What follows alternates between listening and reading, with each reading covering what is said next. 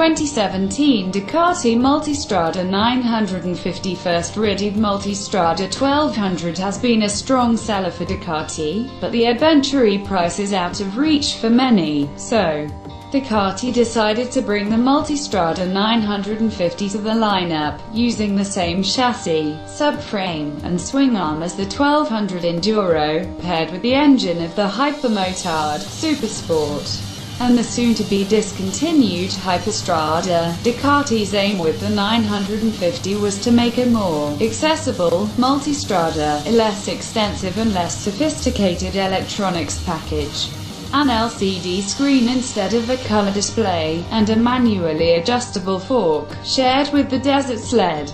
But with stiffer spring rate, firing up the Testastretta powerhouse gives a palpable yet somewhat tame and familiar snarl.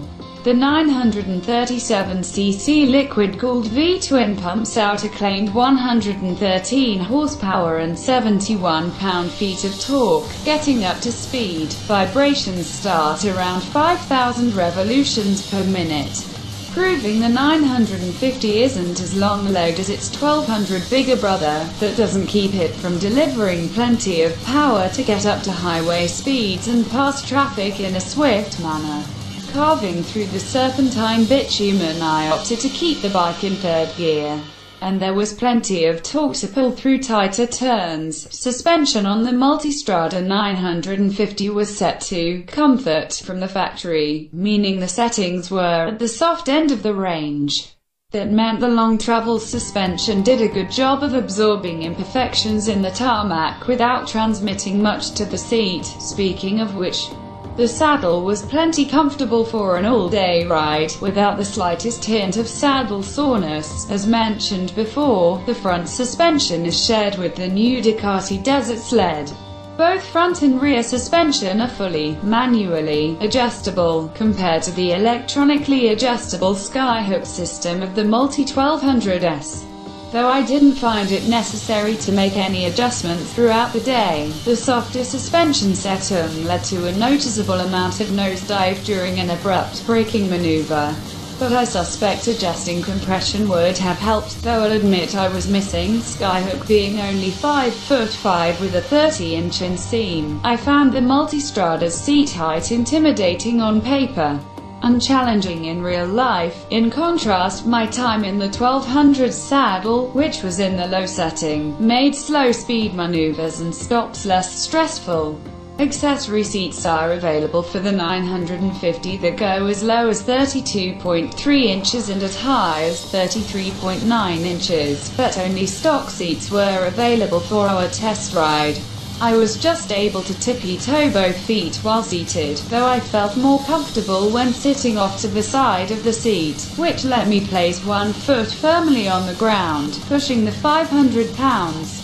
Claimed wet bike off its sidestand required a fair amount of effort and momentum if it wasn't parked on level ground. Once we got moving, though, the bike's size and weight felt comfortable and manageable enough through most riding conditions. Dual 320mm semi-floating discs, squeezed by Brembo callipers, come with ABS standard on the Multistrada 950. A larger 19-inch front rim helps raise the ground clearance just a touch. Turn-in was slower on the 950 than the 1200.